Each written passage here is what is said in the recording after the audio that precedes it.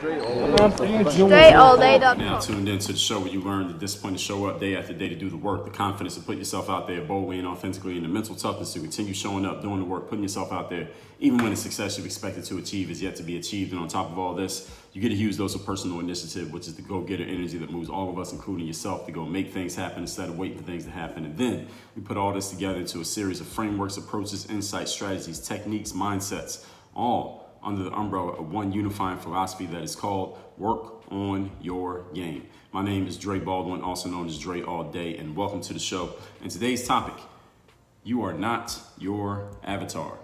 This topic is specifically for the business people out there, anybody who is selling anything, doesn't matter what you sell, that is who this topic is directed towards. So before I get to that, I'll tell you the same thing I tell you every day, that I send out a daily motivation text. Every day, it's a daily motivation.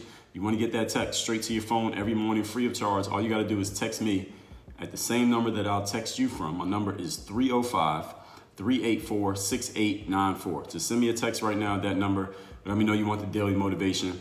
And every day, you'll be getting that message straight to your phone, straight from me. And another benefit of that text line that I don't even always mention, but it is true, that is me sending those texts so you can actually respond to that text. And you will be engaging. You can have a conversation directly with me through text message right there at that number. The number again, 305-384-6894. Now, this topic right here, you are not your avatar. Again, as I told you, this is specifically for the business people. And this topic came from a conversation that I was having inside of the Bulletproof Mastermind. And one of the members of the mastermind was asking some questions about, well, they want to sell certain things to certain people, and they had some challenges about what they were selling, how they were selling it, how much they were selling it for, etc. And one of the things that this person led on was, well, I don't want to sell a certain thing for a certain price because I personally wouldn't buy a certain thing for a certain price. And someone else in the group spoke up and said, well, listen, you are not the person that you're selling to. Your ideal customer is not necessarily exactly like you. All right, so in that is the idea behind this episode. And when that person said that, I said to myself, like, damn, not to myself, actually, I said it out loud. Like, you know what, that actually is a very good point that you made, and I need to talk about that to everybody. That's not just that conversation is in the mastermind, but I thought, you know what, I never actually made an episode on the Work on Your Game show where I talked about that very principle, even though it's a very astute point. So here is that episode. And that the people in the mastermind, I told them I was going to do this episode, so here it is. So now they will all be able to listen to it, and y'all will understand exactly what I mean in a minute. But what this means in general is the person that you are selling your products and services and offerings to, they don't have necessarily the same sensibilities and the same needs, wants, desires that you have. So the person that you're selling to is not just like you. They're not exactly like you. They might want the things that you have. They want the things that you're offering in the way that you're offering them, but the things that you would buy or would not buy, or the amount of money that you would spend or would not spend, does not directly correlate to what your ideal customers would buy, not buy, spend, or not spend. That's the idea of what we're going to share here today. And this is related to episode 793. The topic of that episode is the problem is not the solution. And in an episode, I talked about how just because you got into a situation through methods A, B, and C does not mean you undo it by doing C, B, A, by doing the exact thing in the opposite direction. No, often the solution to a situation is different than the actual issue that caused the problem. And what we're talking about here today, as I said, the person you're selling to is not you. And you must have the mindset of understanding that just because you wouldn't do something doesn't mean there's not somebody else out there that would do it. And when you're selling things, you need to have this understanding, because if you don't, it will cost you a lot of money and a lot of time. So let's get into it. Point number one. Today's topic, once again, is you are not your avatar in sales. So first of all, let's get clear. What is an avatar? Now, I'm not talking about Avatar, the movie. You remember that movie where they had the 3D glasses that you put on when you went to the movie theater? I went to the movie theater to see that movie. I remember this. I don't know what year that was. Whenever that movie Avatar came out. And it was a very, very popular movie. And I went in there and I sat in the movie theater, whoever I was with at that time. And we sat in there for maybe like the first 20, 30 minutes of the movie. And I was like, I don't want to watch this. I didn't like sitting there with those glasses on. And the movie just wasn't that entertaining to me. I'm not a big movie person. So Don't take this as Avatar is a bad movie. I'm just not into movies like that, especially that kind of movie, whatever that was. And I didn't even say. So I'm not talking about Avatar the movie. I'm talking about Avatar when it comes to business. And for those of you who don't know what that is, let me give you the definition. Definition of Avatar is someone who represents a type of person, an idea, or a quality. That's the definition of an avatar. In business, many businesses have avatars. And a business avatar is, and this can be for an individual who's selling, let's say, one-on-one coaching, or you do speaking gigs, or you write books. You can have an avatar. You can be a solopreneur and you have an avatar. That is the person who represents, the fictitious person who represents your ideal client. That is your avatar. And big businesses also have avatars. So a company like Walmart or General Cinema movie theaters or Whole Foods, they have avatars as well. That is a fictitious person, one person that represents their ideal client, and they make their decisions about what they sell and how they sell things based on what their avatar would like. And we're gonna get in more into that momentarily. So businesses have avatars, and they are a specific fictitious person, ideal for what they offer. There was a story that, I don't remember who was telling this story. I can't remember who the person was, but they were talking about how they had this product that they were trying to get onto shelves in grocery stores and convenience stores and things like that. So this person was able to finagle a meeting with Target. Now Target, for those of you who don't know the merchandise world, well, everybody knows about Target, right? Everybody knows what Target is. Target's a pretty damn big company. Any city that you go to in America, there's a Target somewhere within driving distance, right? So this guy was trying to get his product in Target stores, which would be a really, really big deal, because he would sell, you're going to sell a lot of product, you get it in Target. It's going to be a big purchase order, but it's also going to be a lot of sales that you can make on the back end from consumers simply because your product is in Target. So this person has all of these different products that he sells. As he's telling the story, he has like 10 different products that he sells. So he's in this meeting with Target to show them all of these products, and hopefully Target picks up one or a few of these products to put on their shelves. So as he's sitting in there in this meeting with the buyers from Target, and for those of you who don't know how the merchandising world works, the people who actually order the products that go on the shelves so that you and I can go in the store and buy them, those people are called the buyers. So I'm not talking about buyers like the customers that pay for stuff at the cash register. Buyers are the people who work for Target. They buy, quote unquote, a product from a creator of a product. So let's say if I created a new water bottle, a buyer is the type of person who will look at my water bottle and decide, does Target want to sell that product? So this guy's in a meeting with a bunch of buyers from Target, and they're deciding, and they're looking at his stuff and deciding whether or not they would want to order a few of his products to sell on their shelves. So as he's going through, he's showing them this product and that product and that product. And the people in Target, the Target buyers, they're responding, looking at the product, and they're saying, I'm not sure Julie would like that. He shows them a different product, and they say, well, I'm not sure Julie would like that one either. And after they said that about 3 times, I'm not sure Julie would like this product, this guy who has all these different products, he says, well, shit, if we're having this meeting and Julie wouldn't like the product, well, where the hell is Julie? Let's get Julie in the room so that she can tell me exactly what she likes, so that I'm not going through a third person talking to y'all when Julie is the one who's actually the decision maker. She's the decision maker. Let's get Julie in the room and let me show Julie all of my products instead of showing them to you all. And the people in the room, they laughed a little bit and they said, oh, no, Julie is not a real person. Julie is just our avatar. Julie is our ideal customer.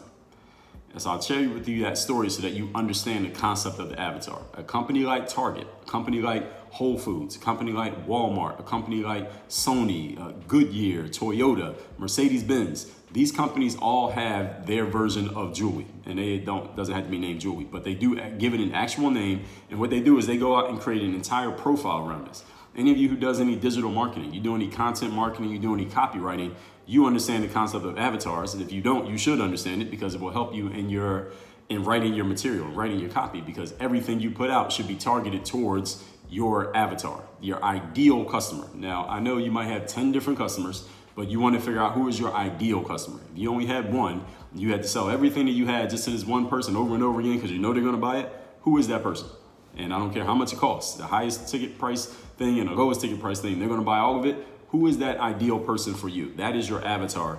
And what you want to do is give them a name, and you want to lay out their entire life. How old are they? What do they do for a living? Do they have kids? Do they have pets at home? What are they interested in? What are they happy about? What are they unhappy about? What are their challenges? What is their ideal situation compared to their current situation? Where have they purchased from before? Who are they interested in outside of yourself? Why were they interested in you in the first place? What are the things that you do they really like? What are some things you're doing that they wish you would change? You want to know all of these things. Basically, you want to get into the mind of your ideal customer. You want to know their mind better than they know their own mind. That is the job, that is the purpose, rather, of having an avatar, and that's your job as a salesperson. So everything you share when you have an avatar should be targeted towards that person. And your avatar is also known as your ideal customer. It's the same thing. So now that we know what an avatar is, everybody clear on that? Now let's move on to point number 2. Today's topic, once again, is you are not your avatar. Number 2, the people who want to and will buy from you are not exactly like you. This is the thesis of today's masterclass. Just because they buy something from you, just because they like you, just because they listen to you, just because they subscribe to your show and they read your book and they bought whatever it is you were selling, does not mean that they are exactly like you. What it means is they like what you offer. That is not the same as being exactly like you. If you really thought about it, I mean, would you buy everything that you offer? Probably not, simply because you already know it. Why would you buy it? Or you already got it. You're the one giving it out, so you don't have to buy it because you already have it. So if you really think about it at a super literal, logical level, you are not your ideal customer simply because you already have all the stuff that you're selling. The reason people buy it from you because they don't have it. So you are not your ideal client. You need to keep this in mind when you're selling it things, because you don't want to make decisions for your customers or your prospects or your avatars that they haven't even gotten a chance to make for themselves. So don't say to yourself, well, I wouldn't buy X, so I'm not going to sell X. No, that makes no sense, because of course you wouldn't buy X. You already have X. You should sell it if your target ideal client, aka your avatar, if they would buy it. So this requires you to step outside of yourself. Stop being so self-conscious. Stop being so self-centered and thinking everything needs to run through the filter of what would I do, and running through the filter of what would Julie, in the case of Target, what would Julie do? What would my ideal client do? And this is a skill that you have to develop, because most of us as human beings, we go through our entire lives, 24 hours a day, 7 days a week, thinking about what? Ourselves. What's in it for me? What would I do? What do I care about? Do I want this? Do I not want this? What do I think? What's my opinion? What's my perspective? When you are selling, you have to remove yourself from that. You have to step out of thinking about yourself, and you got to think about the person that you're selling to. Again, they're not you. They don't think the way that you think. They don't have the same things that you have. Their needs are different from yours. Therefore, they're going to make different decisions from you. So you should not expect them to think the same way that you do. So if you wouldn't buy your coaching program simply because you already know everything that you're coaching people on, that makes a lot of damn sense, doesn't it? But guess what? There are people who don't know what you know. They would buy it. So you don't make that decision for them, because again, if you really think about that, that will cost you a lot of money. If you refuse to sell something, or you just decline to sell something because you think, well, nobody will want that because they already know it. No, they don't know it. You already know it, but you're not the customer. Or you're the salesperson. Those are two completely different roles. So the people who are buying from you and who would buy from you if you would just offer them what they actually want, they're not you. Some of them may be similar to you in some ways. I'm sure many people who listen to this show, many people who like, work on your game, you're similar to me in some ways. Maybe you're an athlete. Maybe you're into sports. Maybe you like the fact that, I get straight to the point. Maybe you like the fact that I break things down literally and I explain the definition of words. Maybe you like the fact that I use profanity. Maybe you like the fact that I'm not into the woke shit. Maybe you like the fact that, who knows, it may be a lot of different things that you like. You like the fact that I just keep it real and I'm honest about certain things, and I will talk about topics that we know a lot of people are afraid to talk about. There are a lot of things that you may enjoy about me that make you similar to me, but that doesn't mean we're the exact same person, right? We don't have all the same needs. We don't have the same wants. We don't have all the same desires, even though we may have some things in common. So there's a big difference between being the same person and having things in common. And you as a salesperson, you have to be able to step outside of thinking about just yourself and think about who you're actually selling to. So this level of humility that you have to have as a marketer will actually help you make a lot of money as a salesperson. Everybody still with me here? So while many of your target customers will have some similarities to you, because that's probably some of the things they like about you, the things that they really enjoy are things that you probably most like putting out about yourself, the things that are most prominent about you, but many of them are not 100% like you, right? Some of you have things about you that you're in certain aspects in certain worlds and in certain communities that I know nothing about. I might not want to know anything about. I may never partake in some of the things that you spend a lot of time on that you really care about. But it's the things that I offer that you really do want that's where we that Venn diagram, that's where we intersect. And that's exactly how it should be. Because if we were exactly the same, then you probably wouldn't be listening to the show, because everything that I'm saying, you might already have thought it already. You might have already said it. So what would you need me for? So people are into you as a salesperson, as a business, as an entity, because of what you represent and what you can offer them. All right, not because they are exactly like you, and not because they're trying to be you. And that's another thing, especially you solopreneurs, you speakers, coaches, you brand builders, you people who are the face of your business. You must have the humility to understand that even though people might like what you say and they might like what you do, it might even like how you present yourself, like how you look, and like how you walk and talk, doesn't mean they want to be you. All right, my ideal clients are not people who want to be me. All right, my ideal clients have no desire to be anything like me. And that actually might be part of what draws us together, because they're not trying to be me, I'm not trying to be them. But when we're communicating on the level of the things that they most want from me, that's where we connect. That's exactly how it should be. And you as a salesperson, you must get this engraved on your brain and not think that everybody else thinks the same way that you do. That is the height of, what's the word there? It's just a certain level of arrogance, for lack of a better term, thinking that everybody else thinks like you. That will cost you a lot in business. You probably wouldn't buy everything that you sell, as I said, since you already have it, you know it, you said it before. Your clients and customers need it though. So on this point alone, it makes perfect sense that they're not you. So your offerings are filling their gaps. Point number 3. Today's topic, once again, is you are not your avatar. What does this all really mean for you? Do not base your offers or your marketing on what you like and what you will respond to. Let me say that one more time. Do not base your offerings or your marketing or your sales pitches or your YouTube videos or your emails or your products or your sales or your programs or your events or your anything else, whatever else you can sell, whatever other names you give to the things that you sell. Do not base them on what you would buy. Why? Because your ideal client is not you. And when you understand this, not only logically, but emotionally, it will revolutionize the way that you put your stuff out there.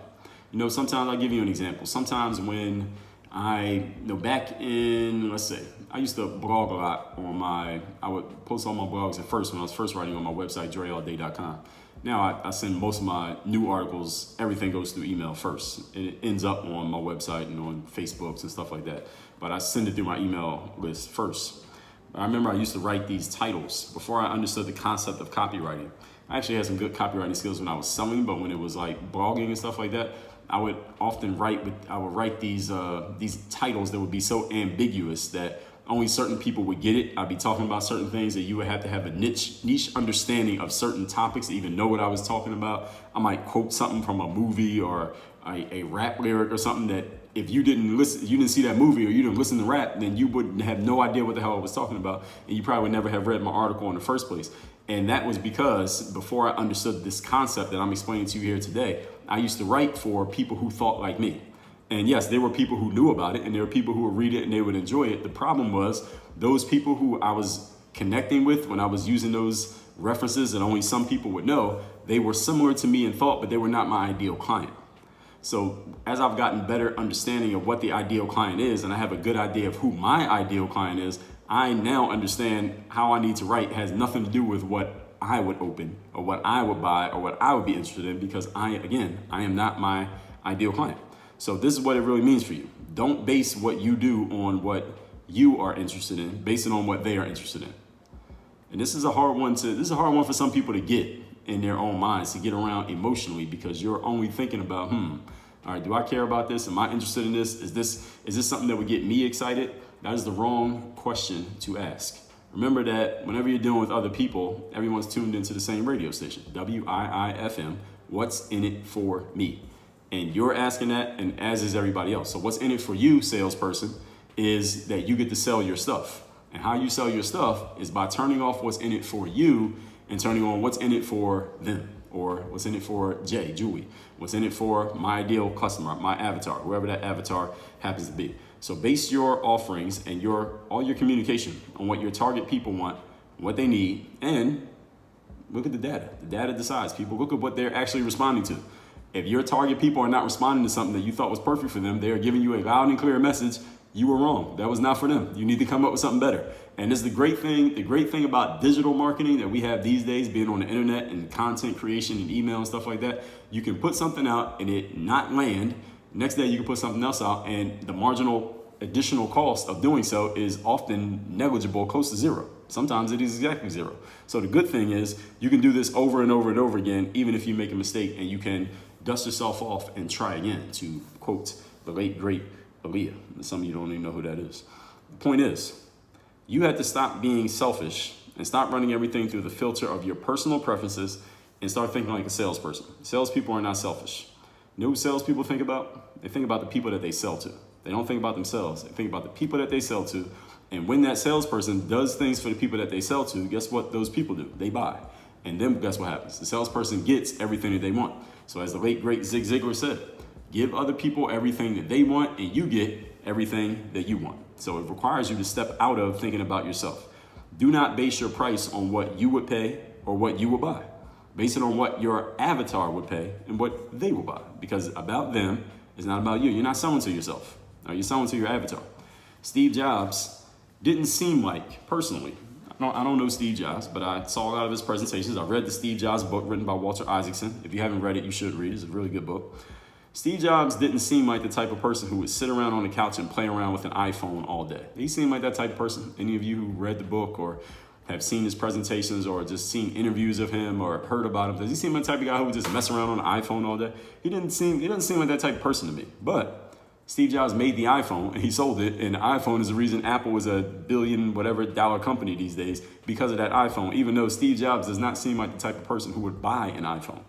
But he knew, actually he would buy an iPhone, but he doesn't seem the type of person who would be obsessed with the iPhone. Let's put it that way. He wouldn't be obsessed with it. But he knew that his customers wanted an iPhone, and that's why he went and created it. The biggest mistake that many salespeople make, and again, this is the salespeople who create their own offers and set their own prices, is that you run everything through the filter of what you do. All right, stop doing that. That is selfish, it is arrogant, it is self-centered, and it's costing you a lot of money, the most important part. That is the wrong question. What would I do? No, the question is what would Julie do? What would my target customer do? Let's recap today's class, which is you are not your avatar. Make sure you check episode 793. Also, the problem is not the solution. Point number 1, avatar is someone who represents the ideal person in your business, your ideal client for what you are offering. Just like Target said, I'm not sure Julie would like that product. Julie is not a real human. Julie is the ideal target customer. Now, even though you have a target customer, I'll add this as a little caveat here for anyone who might be thinking this. Just because your target customer is a certain type of person doesn't mean other people won't come in. I personally am not the target customer for a company like Apple. Apple's target customer is that really tech savvy, tech obsessed, geek type person. Maybe not even, they don't even have to be tech savvy, because Apple's products are made so that you don't have to take anything apart and do anything like that. But people who are just into these new gadgets and having this stuff all the time, even though I have all the stuff right here on my computer, on my desk rather, I got 2 iPhones, I got an iPad, I got an Apple Watch on, I got a MacBook in front of me. I bought the stuff, but I'm not their ideal client. I'm kind of like in one of those outer concentric circles. So understand that even though you are marketing to your target customer, it doesn't mean other people won't come in. So that is your avatar. Everything you share should target the ideal customer and nobody else. Number 2, people who want to and will buy from you are not exactly like you. There are some similarities between you and them, but they are not you. So don't think that what you wouldn't do or what you would do is the same as what they would not do and what they would do. They are different from you. Point number 3. What this all really means is do not base your offers and your marketing on what you like and what you would respond to, because you are not the buyer. All right, like Maury Povich used to say on that TV show, you are not the father. All right, you are not the buyer. Do not sell to yourself. Base your offers on what your target people want, what they need, and what they respond to. This requires you to stop being selfish and stop running everything through the filter of your personal preferences. Think like a salesperson. You know what salespeople do? They think about the people that they sell to, and that's how they make their money. They don't think about themselves. Steve Jobs, again, he didn't seem like the type of person to mess around on an iPhone all day, but he created the iPhone because he knew what his target customers wanted, not what he himself wanted. So make sure you're asking the right question. all this said, send me a text. You can get my daily motivation text every single day. My number is 305-384-6894. If you would like to get into my live training calls every week where I do a training on business and a training on mindset, and we have a members-only community where we exchange ideas, help each other with challenges, share wins, successes, and everything in between. It is a mastermind. It's called the Bulletproof Mastermind. You want to be a part of it, go to workonyourgameuniversity.com. Work on your game. Dre, all